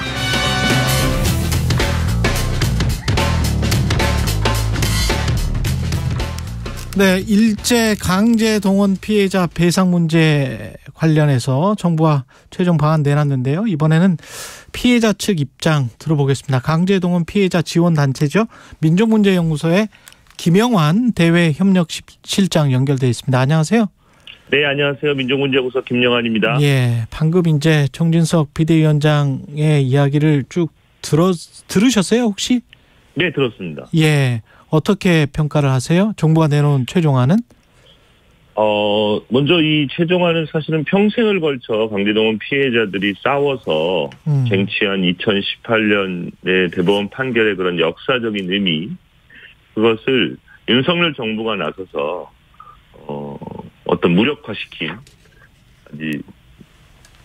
그리고 일본의 기업을 완벽하게 면책시켜주는 부끄러운 그런 방안이라고 생각을 하고요. 예. 지금 아까 비대위원장님께서 뭐 미래 국익 경제 안보 이렇게 키워드를 말씀하셨는데, 예, 국익 미래 경제 안보 맞습니다. 예, 거기서 빠져 있는 게 있습니다. 누구를 위한 국익이며, 누구를 위한 경제 안보이며, 누구를 위한 미래인가. 뭐 피해자들의 인권은 완벽하게 빠져 있습니다. 그리고 이분들이 어제 청와대 대통령실의 고위 관계자 아마 김태우 차장님이라고 생각이 드는데, 기본적으로 갖고 있는 인식이 저는 심각하게 문제가 있다고 생각을 하는데요. 2018년 대법원 판결을 전혀 제대로 이해하고 있지 못하고 계십니다. 왜냐하면 이분들이 대법원 판결에서 받은 그 강제동원 피해의 그 위자료 청구권이라고 하는 거는 1965년 청구권 협정에 포함되지 않는다라고 하는 것이 가장 핵심적인 내용인데요. 예. 이 부분에 관해서 마치 일본처럼 1965년 한일협정으로 다 끝났는데 대법원이 판결을 엉뚱하게 내려서 과하게 내려서 한일 관계를 꼬이게 만들었다. 기본적인 일본 정부 인식과 똑같이 하고 있다는 데서 저는 심각한 문제의식을 갖고, 그러니까 이런 결과가 나올 수밖에 없다라고 이렇게 생각을 하고 있습니다. 우리는 반에 물을 채웠고 일본이 뭔가 조치를 취할 거라고 생각을 하십니까? 가능하다고 보세요? 일본의 참여나 다른 일본의 전향적인 어떤 태도 변화? 예. 어제 사죄와 반성이라는 말을 누가 하셨는지 아십니까? 사죄와 반성은 일본 쪽에서는 안 나왔어요. 김태우 차장이 얘기했습니다. 한국에. 예. 사죄와 반성이란 말에 시읒자도 안 나왔거든요. 역대 정권의 역사 인식을 계승한다. 그런데 한국에서는 그러니까 역대 정권의 역사 인식이라고 하는 건 아베 정권의 역사 인식도 들어가는 거거든요. 강제동원 부정하고 현재까지 이어지고 있는. 근데 오히려 이런 것에 대해서 일본은 전혀 얘기하지 않았는데 사죄와 반성이 들어간 것을 한국 정부가 평가한다라고 하고 있습니다. 근데 그것만 봐도 알 수 있듯이 이 문제에 대해서 절대로 한국 측이 기본적으로 100% 양보는 아니기 때문에, 그리고 일본 정부는 절대 그것에 대해서 기존의 입장을 고수할 것이기 때문에 저는 반내 물이 채워질 것이라고는 사실 기대하기 힘들지 않을까 이렇게 생각을 합니다. 그러니까 아베 신조 총리 말씀을 하셨는데 2015년에 그런 이야기를 했잖아요. 계속 일본이 사과하는 미래를 만들어서는 안 된다. 미래 세대에게 일본 입장에서 이야기를 한 거죠. 네, 맞습니다. 이 결과가 지금 그러면 아베 신조 총리 이야기대로 일본은 앞으로 이제 사과하지 않고 끝나게 되는 그 결과로 지금 귀착이 되는 겁니까? 예, 그러니까 어떻게 보면 1965년 한일 청구권 협정 이전으로 역사의 시계를 정말 거꾸로 되돌린 그런 것이고요. 그것이 그대로 나타난 게 어제 박진 장관께서 말씀하시지 않았습니까? 일본으로부터 새로운 사죄를 받는 게 능사는 아니다. 너무 놀랐습니다, 사실은. 강제동원 피해 사실에 대해서 일본은 한 번도 사과를 한 적이 없습니다. 그나마 유네스코 세계유산 등재 저희도 참여해서 있었지만 구남도가 등재될 때 일본이 처음으로 국제사회에서 강제동원 사실을 인정한 게 2015년입니다. 그 구남도 세계유산 등재 유네스코 초위원회 자리에서. 근데 그 뒤로 아시겠지만 식민지배가 합법이었다는 전제 위에서 강제동원은 없었다. 그리고 징용은 합법이었다라고 하는 것이 지금 현재의 일본 정부의 기본적인 입장입니다. 그리고 교과서에서 위안부 문제건 강제동원 문제건 다 지우고 있습니다. 내각 가기 결정을 통해서. 그런데 그런 일본 정부한테 무엇을 기대한다는 건지, 그리고 어떤 가치를 공유한다는 건지 도저히 이해할 수가 없습니다. 일본은 사죄한다고 얘기하지 않는데 한국이 나서서 저건 사죄와 반성인다라고 구걸하는 꼴에 지나지 않습니다. 근데 여론이 안 좋을 게 뻔한데 정부 또는 대통령이 서둘러 결론을 낸 이유는 뭘까요? 뭐 많은 분들 얘기하고 있지만 뭐 정권 초기부터 그리고 대통령 후보 때부터 오로지 한일 관계 개선이라는 외교적 성과, 결국에는 저는 어떻게 보면 문재인 정부에 대한 컴플렉스 아니에요 이렇게 생각도 드는데요. 문재인 정부는 못한 거 무조건 하겠다라고 하는 것에 가장 드러나는 것이 뭐 이 한일 관계 정상화라고 할 수 있겠죠. 그리고 그것에 관해서 기본적으로 어떻게 보면은 대통령이 일본 정상회담 티켓이 이렇게 비싼 대가를 치러야 되는 건 정말 의문을 가질 수밖에 없는데요. 정권 초기부터 뉴욕에서 만난 약식회담이라고 한국 정부는 계속해서 얘기하고 있지만 어제도 보셨겠지만 G4 승리는 지금도 간담이라고 얘기하고 있습니다. 일본은 전혀 한국 정부의 이런 태도에 대해서 평가를 하지 않고 있는데 계속해서 저자세로 굴종 외교를 일관한 결과가 이거라고 저는 생각을 하는데요. 결국에는 1965년에도 그랬던 것처럼 한미일 군사협력 또는 자신들의 정치적 외교적 성과를 위해서 피해자들 희생시킨 결과다. 이렇게밖에 볼 수 없겠습니다. 0045님 청취자 중에 이런 질문을 보내셨네요. 그럼 정부에서 어떻게 하면 될까요? 이렇게 물어보셨습니다. 예, 이것은 한국 정부가 내린 대법원 판결은 기본적으로 한국의 최고법원의 판결이기 때문에요. 이렇게 행정부가 이래라 저래라 그리고 무력화해서는 안 되는 것이거든요. 판결이 내려졌기 때문에 이것을 무조건 따라야 합니다. 그렇기 때문에 저희들은 일본제철 미쯔비시라는 기업이 판결을 이행해야 한다. 그렇기 때문에 최소한 피고기업의 사죄 그리고 피고기업이 참여하는 배상 그것이 어떤 기금의 형태가 왜냐하면 피해자들이 지금 네 분 15분 전체가 되지만 실제는 강제동 피해자는 훨씬 많기 때문에요. 이런 대화를 위한 해결책을 저희들이 4년 전부터 계속해서 요구를 해왔습니다. 그게 최소한의 원칙이다. 그렇죠. 예. 왜냐하면 이건 국제적인 보편적인 인권 기준에 있어서도 잘못한 자가 사죄하고 또 사죄의 증거로서의 배상이라는 것이 의미가 있습니다. 사실은. 그러니까 예. 어제 정부가 얘기한 계단nen과 정경련이 무슨 청년기구를 만들어서 이것으로 하겠다고 하는 것은 기본적으로 이런 유엔이 정한 그런 국제인권, 국가폭력 피해자들, 과거사 피해자들의 인권 기준에도 전혀 맞지 않는 것이고 오히려 피해자들 모욕하는 것에 다름없습니다. 이것은 10년 전에 사실은 미쯔비시 근로정신대 소송의 화해협상에서도 나왔던 이야기인데요. 결국에는 배상은 절대 할 수 없다. 그래서 결국에는 장학금을 드리겠다라는 식으로 미쯔비시 쪽에서 얘기해서 피해 할머니들께서 무슨 소리냐 그래서 결국은 결렬된 예가 있습니다. 10년 전 이야기입니다. 이거 절대 관계도 없는 돈이고요. 정부가 정말 이미 이렇게 이제 결정을 내렸는데 법적으로는 할 수 있는 게 뭐가 있을까요? 그러면 어떤 대응을 할 수 있습니까?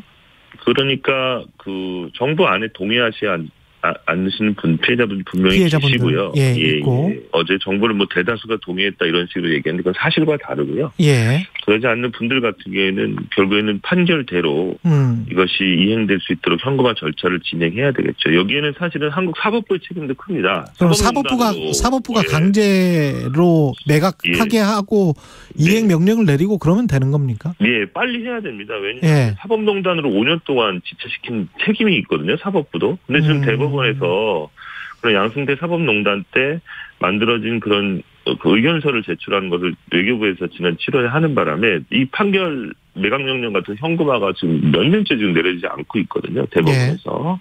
그래서 사법부가 빨리 판결을 내리고 그런 분들에 관해서는 판결대로 집행하는 것이 필요할 것이고요. 그리고 정부가 정말 거기까지 가서는 안 되겠지만 피해자들께서 설득하겠다라고 얘기하는데 결국에는 저는 어떻게 보면 고령인 피해자들에게 아니면 유족들에게 지금 돌아가시 전에 아무 돈이나 받으시라고 사실은 회유에 가깝다고 저는 생각을 하는데요. 그런 분들에게 결국에는 거부하신 분들 공탁시킨다고 하는데 거기에 대해서는 법적으로 그 공탁이 유효한지 그리고 강제동원 피해자 지원재단이 피해자를 지원하는 것이 아니라 이런 식으로 피해자를 청산하는 것이 과연 적법한 것인지 하여튼 모든 수단을 동원해서 법적인 절차를 진행할 예정입니다. 알겠습니다. 여기까지 듣겠습니다. 민족문제연구소의 김영환 대외협력실장이었습니다. 고맙습니다. 실장님. 네, 고맙습니다. KBS 1라디오 최경련의 최강시사 2부는 여기까지고요. 잠시 후 김재원 전 국민의힘 최고위원 만납니다.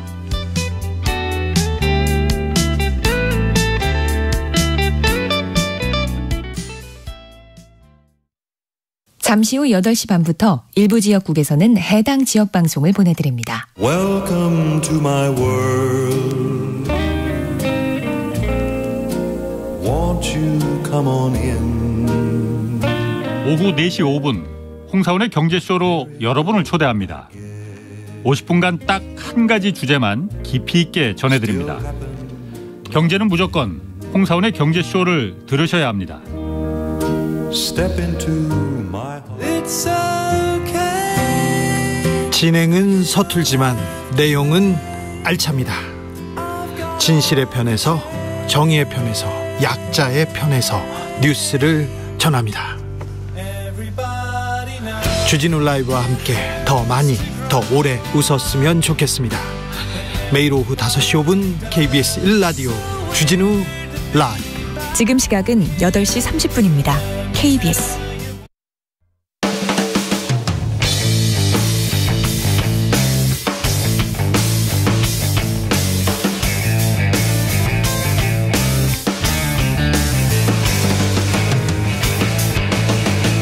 최경영의 최강 시사.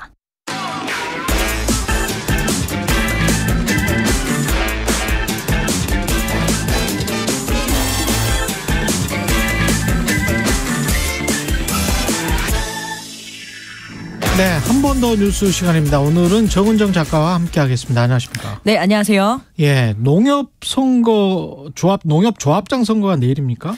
네, 내일 제3회 3월 8일이죠. 예, 전국 동시 조합장 선거가 치러집니다. 농협, 수협, 그리고 산림조합까지 해서 총 1,347개 조합에서 3,080명의 후보자가 등록을 했어요. 국민의힘 전당대회도 내일인데. 예, 그렇죠. 그리고 뭐 남성 후보가 무려 3,044명, 여성 후보는 36명 정도니까 뭐 성별 비율은 거의 안 맞는다고 보셔도 될 것 같고요. 연령대도 60대, 70대, 50대가 대부분입니다. 남성 후보가 3,044명. 네. 여성 후보가 36명? 예. 뭐 지역에서 지금 듣고 계신 청취자분들 여성 농협 조합장 거의 보신 적 없으시죠? 내일이 또 세계 여성의 날 아닙니까? 예, 그렇습니다. 그런데 2015년부터 중앙선관위가 관리하는 상당히 큰 선거입니다. 네. 그럴 만큼 좀 굉장히 혼탁하고요. 네. 뭐 일례로 뭐 돈봉투 살포는 상당히 뭐 기본적인 그 부정선거의 방법이고요.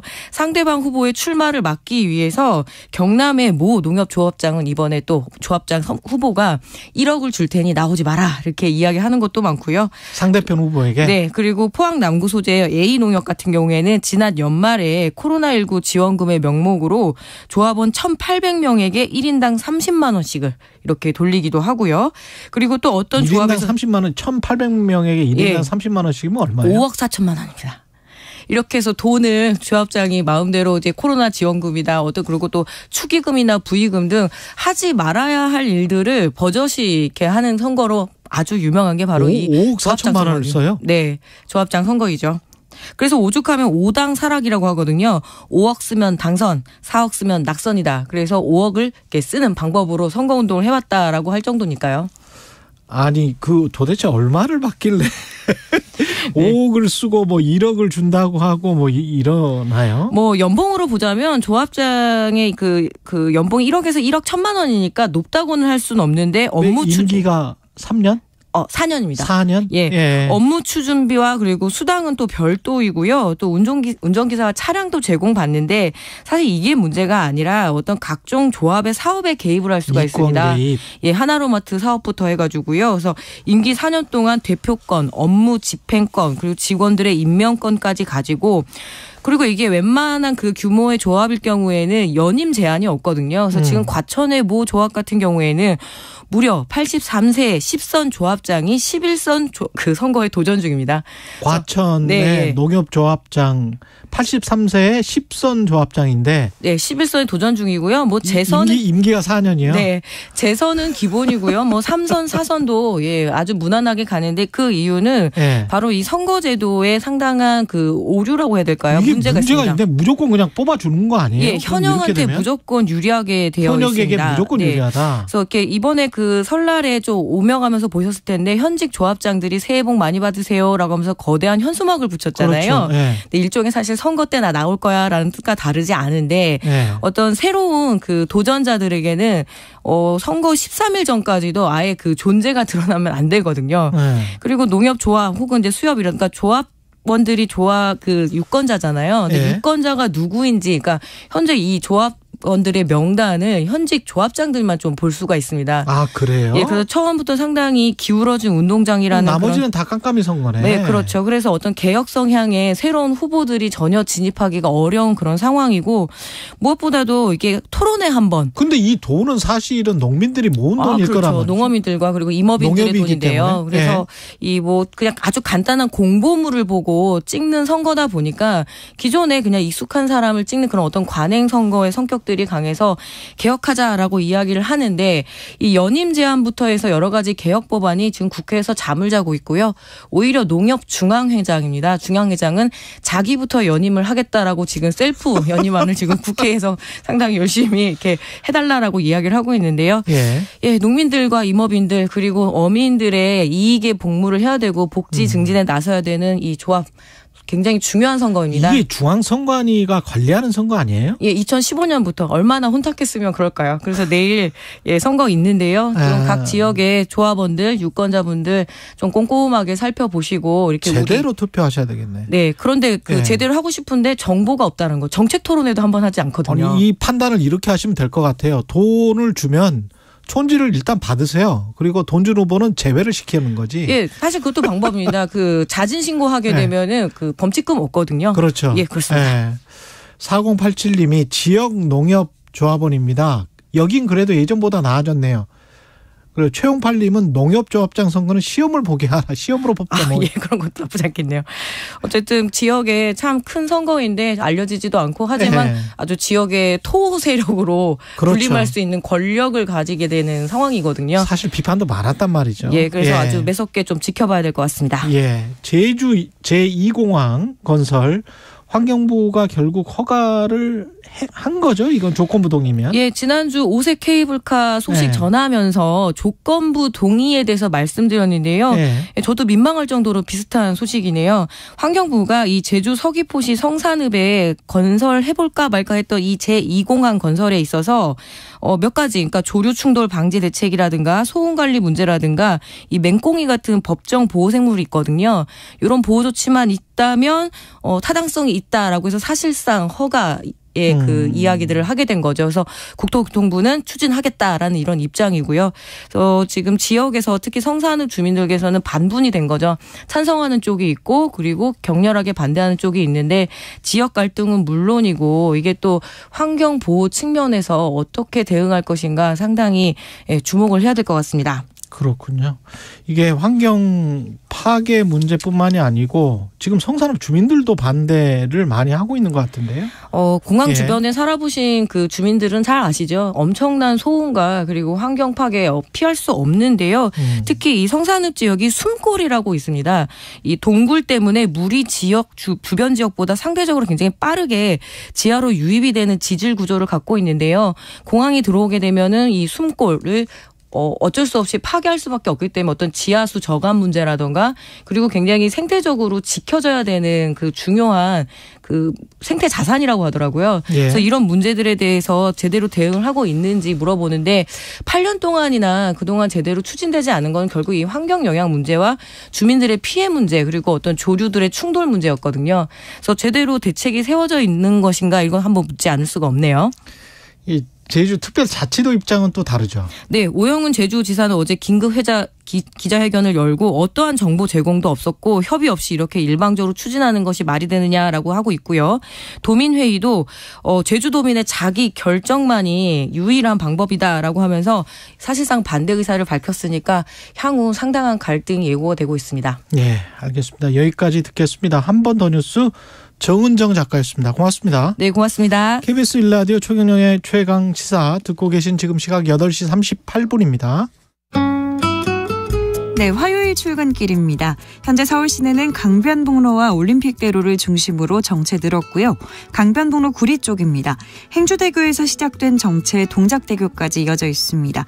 약 50분 정도 소요되겠고요. 경부고속도로 서울 쪽으로 대전 부근에서는 화물차가 고장나 있습니다. 이 영향으로 대전 나들목부터 막히고 있고요. 수도권 구간에서는 서울 요금소에서 판교까지와 달래내고개에서 반포까지 밀립니다. 반대 부산 쪽으로 한남에서 서초까지 부산까지 신갈분기점에서 수원까지 이어서 천천히 가고요. 서해안고속도로 서울 쪽으로는 일직분기점에서 금천까지 제속도 못 냅니다. 반대 목포 쪽으로 순산터널에서 막히기 시작해서 팔곡분기점에서 매송까지 정체 이어져 있습니다. 영동고속도로 강릉 쪽으로는 서창분기점에서 월곶분기점까지, 더 가서는 반월터널에서 부곡까지 제속도 못 냅니다. KBS 교통정보센터에서 정현정입니다.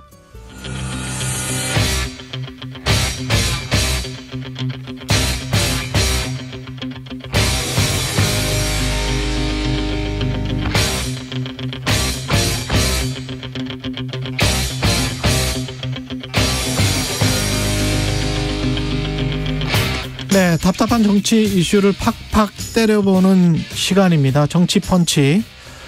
김재원 국민의힘 전 최고위원 나오셨습니다. 안녕하세요. 안녕하세요. 예, 아까 정진석 비대위원장한테도 여쭤봤는데 이게 조금 좀 뭘 조급하게 한 것 같은 그런 느낌도 들고요. 왜 이렇게 빨리 했을까요?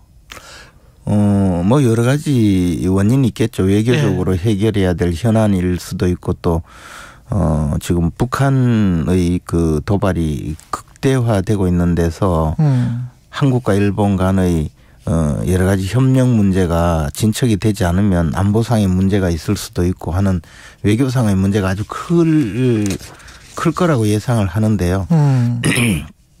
한편으로는 지금 대법원 판결을 받은 그 채권자들이 그 피고 기업 일본의 그 뭐 미쓰비시라든가 이런 기업에 이제 강제 집행을 계속 하고 있기 때문에 이 문제를 해결하지 않으면 일본 정부의 또 반발이 극심해지고 일본 정부 입장에서는 한국에서 판결한 그 자기들이 동의하지 않는 판결에 의해서 일본 기업 전체가 이제 피해의 대상이 될 수 있다라는 또 그런 문제가 되니까 계속적으로 전체적으로 이 문제가 급박해져 있을 가능성은 큽니다. 근데 국민들은 그렇게 생각하는 것 같아요. 그거는 이제 일본 정부 입장이고 일본의 문제지 왜 우리가 그거를 걱정해 주냐. 예를 들어 우리가 남아프리카 공화국 정도 되는 나라하고 이런 분쟁이 있으면 아무 문제가 없는데요. 예. 일본과는 그렇게 해서 등 돌리고 그냥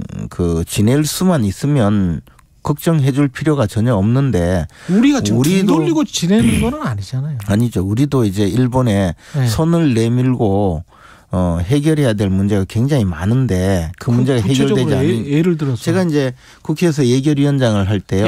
일본이 이 문제 때문에 결국 이제 소재 부품 장비 이런 소부장 그 화이트 리스트에서 배제했거든요. 그래서 일본의 그 주요한 그 공업용 소재라든가 장비 부품을 수입하지 못하게 되는 상황이 있었어요. 그러니까 우리 당시 문재인 정부는 그걸 국산화하겠다면서 수천억의 예산을 편성했거든요. 아니 그래서 실제로 국산화가 좀 됐잖아요. 국산화가 되는 경우도 있었겠지만 안 되는 경우도 많았겠죠. 그리고 또 하나는 아니 그렇다고 해서 그렇게 되면서 그게 아니고 그렇게 됨으로써 원가가 엄청 올라갈 수가 있거든요. 예를 들어 똑같은 이야기를 계속 반복하는데 일본에서는 국제 분업을 통해서 가장 최적화된 소재를 생산하고 있는데 우리가 그걸 국산화해서 그와 같은 균질의 그 제품을 만들기 위해서 한 10여 년의 세월이 소요되는 제품도 있을 수 있고 그것을 통해서 얻어내기 위해서는 엄청나게 많은 비용을 지급해야 될 가능성도 있거든요. 그렇게 해서 결국은 국내 산업이 비용 부담을 견디지 못한다. 이런 그 요구가 있을 수 있잖아요. 그래서 그런 분야가 굉장히 많아요. 우리가 이제 이런 것을 전부 다 이야기하지 못하는 것은 워낙 미세한 부분이고 그것이 이것을 두고 물론 뭐 그렇더라도 우리는 하자. 국민 세금으로 수천억 때려넣고 아니 그게 아니고 해결을 하면 된다라고 계속 갈 수도 있는데 제 이야기는 그것이 한계에 다다랐다. 차라리 이 문제를 이 상태에서 해결하고 넘어가자라고 판단하는 것은 정무적인 판단이죠. 아니 만약에 그게 그렇게 경제적으로 큰 이득이고 그렇다면 미국이 지금 사실상 강요하고 있는 중국산 부품 쓰지 말아라. 뭐 이것도 경제적으로는 우리한테 큰 손해죠. 사실은 공급망 전부 다 재편해라 미국 중심으로. 그것도 마찬가지죠. 앵커께서 그렇게 말씀하시면 아니 그런 식으로 그 경제적으로만 따지면 그렇다는 그러니까 거죠. 경제적으로만 따지면. 그러면 미국과 관계를 단절하고 중국 부품을 쓰면서 미국과 관계를 단절하지 않을 건가. 그게 그렇게 이제 극단적으로 말씀하시면 안 되고 제가 마찬가지잖아요. 아니 그러니까 중국 부품을 너무 경제적으로 말씀하시니까 그러는 거죠. 아니 이게 제 이야기는 그런 모든 것을 종합적으로 고려하면 이 정도의 외교적인 그 손실이라든가 국민의 비난을 감수하고라도 빨리 해결을 해야 된다고 판단할 수가 있고 그것은 정무적인 판단이라는 것이고 제가 그 판단의 내용을 그 판단에 그 이르게 된 여러 가지 요인을 다 모르기 때문에 옳다 그르다를 이야기하는 것이 아니고 그런 사정이 있었을 수 있다 이렇게 말씀드린 거죠. 알겠습니다. 그리고 그것을 뭐 중국 부품까지 이야기하는 것은 굉장히 그 비약적인 이야기고요. 아니 근데 제가 좀 걱정이 되는 건 바이든 대통령 성명서에 자유롭고 개방된 인도 태평양이 갑자기 나왔잖아요. 그게 결국은 이제 중국 견제용이라고 다 언론에서 이야기를 하고 있는데 거기에 지금 한일 관계가 복원이든 뭐 증진이든 이렇게 된 것과 인도 태평양이 갑자기 나와버리는 것은 우리를 중국 문제에 끌어들이려고 하는데 우리가 그냥 그 맨발 벗고 발 벗고 그냥 뛰어가는 것 같으니까 그래서 이제 걱정이 많이 되는 겁니다. 그래서 역대 정권에서요. 외교 문제로서 마찬가지로 역대 정권에서 그 대통령이 되면 가장 힘든 부분이 지금 말씀하신 그런 선택의 영역인데요. 그렇죠. 예를 들어 박근혜 전 대통령은 미국의 비난을 감수하고도 천안문 성리에 서서 중국 인민해방군 사열식에 참여했거든요. 전 세계 서방에 어떤 나라도 안 갔을 때 그리고 국내에 많은 보수 진영으로부터도 욕을 먹었지만 그때 당시는 또 사드 배치 때문에 그럴 수밖에 없었고 그리고 나서 사드 배치하고는 중국으로부터 엄청난 또 보복을 당했잖아요. 그렇습니다. 그런 모든 것이 지금 말씀드리는 그렇다고 해서 대통령이 사실은 이런 문제가 있습니다라고 일일이 다 해명을 했다가는 국내 외교 문제뿐만 아니라 국민들도 또 나눠서 이것이 진행될 수 없는 정도의 막강한 문제가 생기기 때문에 이런 부분에 대해서 대통령이 아주 미화해서 말씀드리면 고뇌에 찬 결단을 할 수밖에 없는 거죠. 고뇌에 찬 결단이 좋은 선택이었으면 좋겠습니다만은 그래서 외교 문제에 대해서 많은 경우에 외교 문제를 국내 정치에 활용하려고 이용해 먹으려는 정권이 있고 욕을 먹어가면서도 어쩔 수 없이 전체적으로 국가의 이익이다. 국익을 위해서 결정해야 되는 것을 흔히 고뇌에 찬 결단이라고 표현하는 겁니다. 누구의 국익인지. 만약에 이런 문제요. 만약에 이런 문제를 앵커께서 말씀하시듯이 그렇게 하려면 질질 끌고 그냥 두면 돼요. 그리고 국민들 편 들어주고 그러면요. 편은 얻지만 망가지는 쪽은 따로 생기게 돼요. 그래서 저는 아마 제가 다 알 수는 없지만 그런 여러 가지 고려를 하지 않았을까라고 이런 선택을 했기 때문에 정부나 대통령이 이제 책임을 지는 수밖에 없죠. 배정용 그런 것까지 포함해서 그런 내용을 전부 다 포함해서 고려해서 결단을 한 것이기 그렇죠. 때문에 책임을 지는 수밖에 없을 것 같습니다. 배정용님, 경제 논리보다 우선이 우리 국민 특히 피해자분들과 그 가족 아닌가요? 이런 역사 문제 말씀을 그래서 하셨는데. 이제 이런 문제에 대해서 저희 돌아가신 할아버지도 사할린 섬에서 그 탄광에서 징용공으로 일하고 돌아와서 진폐증으로 돌아가셨어요. 제 어린 시절의 기억은 할아버지가 밤새 콜록콜록 기침하다가 자지러지는 그 모습만 봤거든요.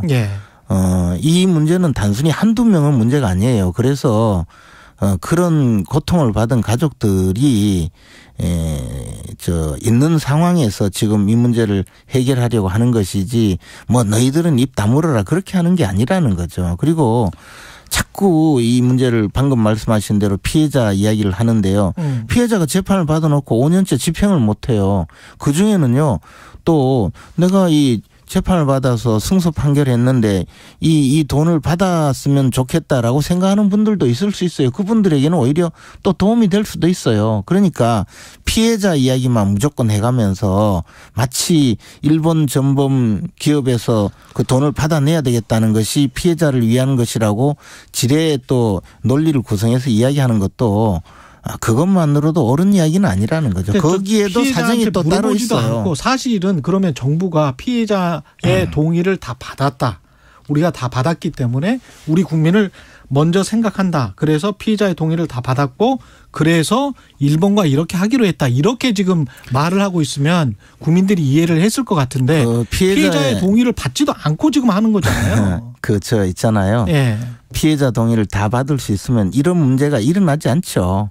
그렇지 않겠어요? 아니, 피해자 동의를 다 받을 수 있는데 뭐 때문에 이런 정부에서 재단까지 그리고 대법원 만듭니까? 판결도 지금 뒤집었고 피해자 동의도 대법원 판결을 뒤집은 게 뭐 있습니까? 대법원 판결은 미쯔비시나 니폰제철이 해라는 거 아니에요? 아니 대법원 판결은 당신이 돈을 받을 권리가 있다는 걸 확인해 줬죠. 그리고 그 돈에 대해서 제3자가 대신 지급할 수 있는 것도 민법의 규정이에요. 다만 채권자 입장에서 내가 그 돈은 받지 않겠다라고 선택할 수 있는 것뿐이지. 그런데 그걸 이런 수모를 겪어가면서 방송에서 이런 소리까지 들어가면서도 그래도 돈을 차라리 우리가 내주는 것이 국익에 맞다라고 판단한 것인데 그 판단이 과연 어느 정도 옳은 것인지 여부에 대해서는 좀 이 정부가 감내해야 될 일이라는 감내해야 거죠. 된다. 책임져야 된다. 예.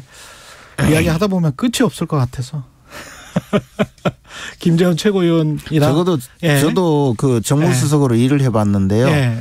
정부에서 하는 일 중에서 국민들로부터 비난받으면서 또 손가락질 당하면서 멱살 잡히면서도 해야 될 일이 있어요. 바로 이런 문제라는 거죠. 이런 문제를 부안내동에서 국민들한테 듣기 좋은 소리만 하고 계속 끌고 가면요. 결국 망가지는 것은 또 더 심하게 망가지는 쪽은 따로 있다는 거죠. 그런데 지금 말씀하시는 거는 그렇게 국민들은 쉽게 부안내동하는 판단을 잘못하는 뭐 그런 우중처럼 말씀을 하시면 안 되는 거죠. 제가 그렇게 말씀드린 게 아니고 국민들이 지금 말씀하신 대로 이거 뭐 자존심 문제다. 왜 피해자한테 그 동의도 구하지 않고 이렇게 하느냐라고 이야기하는데 제가 그러면 동의를 구하겠습니다 하면서 계속 끌고 가면 이 문제가 해결되지 않고 국민들을 설득해야 되는 책임은 정부에 있는 거 아닙니까? 정부와 집권 여당에 있는 거 아닙니까? 그래 지금 설득하잖아요. 그런데 설득이 안 되는 분이 있죠. 알겠습니다. 그게 얼마나 다수인지는 모르겠습니다. 이거 관련해서는 한번 여론조사를 해봤으면 좋겠네요. 여기까지 하겠습니다. 뭐 정부가 책임지신다고 했으니까 나중에 또 뭐 독도 영유권 주장하고 그러면 어떻게 대응할지도 모르겠습니다. 아니 만약에 그럴 수도 있는 거잖아요. 그다음에 이렇게 문제를 확대해서 몇 개월 전에도 독도 영유권 주장을 했기 때문에 독도 영유권 주장은요. 일본이 살아있는 한 늘 주장하는 거예요. 그리고 그 문제에 대해서 우리는 더 중요한 것은 우리는 독도 영유권 주장에 대해서 인정하지 않고 실효적으로 지배해서 가고 있는 거고요. 그것을 가지고 갑자기 이 문제에 연결시켜서 마치 우리 정부에서 주도해서 징용공 문제 피해 금액을 대신 지급하는 것하고 독도 문제가 무슨 관계 있습니까? 이렇게 계속 끌고 가는 것이 결국은 사태를 악화시킨다는 거고요. 다시 말씀드리는데 포스코가 무슨 관계가 있어서 포스코가 변제를 합니까 그거를? 가령 예를 들자면 지금 말씀대로 하자면 논리가 안 맞잖아요.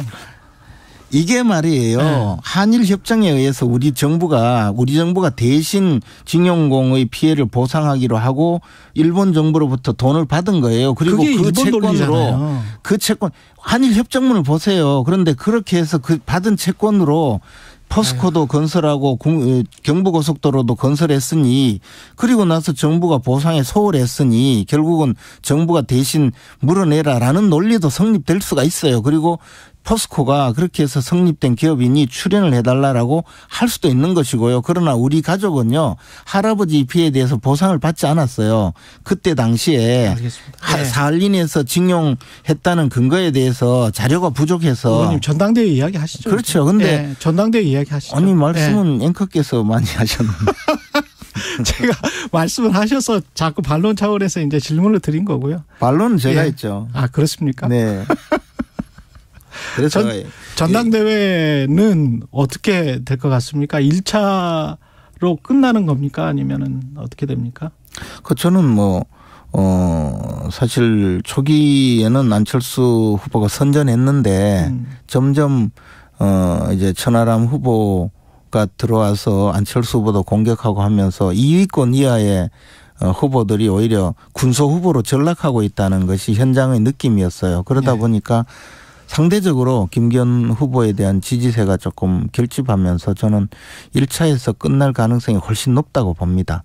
그래요? 지금 투표율이 높아지니까 예. 우리 표가 많이 들어온다 이런 주장을 하는 분이 있는데 있어요. 예. 저는 이제 그것은 잘 봐야 되는 것이 ARS 투표율은 오히려 낮아졌잖아요. 과거에 비해서. 그것은 그만큼 모바일 투표를 많이 학습한 결과라고 봐요. 그러니까 고령층에서도 점점 모바일 투표를 여러 번 해보면서 모바일 투표에 많이 집중하게 되었다고 보고요. 투표율 전체가 높아진 것은 바로 이 모바일 투표의 편의성 때문에 투표를 많이 참여하게 된 것이고, 또 하나는 이번 선거 과정에 당내의 분란이 많이 야기되면서 당원들의 관심도도 조금 높아졌다고 봐요. 그래서 전체적으로 투표율이 높아진 것이지 투표율 높아진 것이 특정 후보에게 더 유리하다, 저는 그렇게 보지는 않습니다. 근데 어떤 분은 그렇게 분석을 하시더라고요. 아까 말씀하신 것처럼 50%대 중반 정도 나올 것 같은데 네. 중후반 그렇게 되면은 이른바 이제 친 이준석계가 딱 결집하는 그 정도 표다. 근데 그건 알 수가 없죠. 알 수가 없다. 이준석 걔가 얼마나 있는지도 네. 불분명한데다가 최근에 보면 천하람 후보나 나머지 후보들이 전부 그렇게 초기에 등장할 때는 이제 이준석의 아바타다 또는 마치 그 전당대회장에 난입한 것처럼 해서 주목을 받았는데 점점 분위기에서는 그 이상의 어떤 다른 모습도 보이지 않았거든요. 그래서 그렇게 저는 말씀하신 대로 주목을 끌어서 당선권에 접근할 수 있는 정도로 갈 가능성은 크지 않다고 봅니다. 그리고 그것은 현장의 분위기가 그렇습니다. 한 30초밖에 안 나오네요. 대통령실 행정관이 이거 당대표 김기현 후보 좀 어떻게 해달라, 전파해달라라고 요청한 거 있잖아요. 카톡방에. 네. 이거는 그냥 일탈입니까? 아니면 뭐가 있는 겁니까? 아니 그것은 저도 음성을 들어봤는데 예. 개인적으로 한 것인지 또는 전체적으로 그런 업무가 있는지는 몰라도 불법행위 부분에 대해서는 앞으로 따져보겠죠. 당연히. 불법행위 부분은 네, 그것이 공무원의 정치관여죄에 해당되든 또는 다른 부분에 해당되든 그것은 따져봐야 되겠지만 지금 상태로 제가 특별히 판단할 여지는 없다고 봅니다. 알겠습니다. 여기까지 듣겠습니다. 오늘 좋았습니다. 고맙습니다. 예, 정치펀치 김재원 전 국민의힘 최고위원이었습니다. 고맙습니다.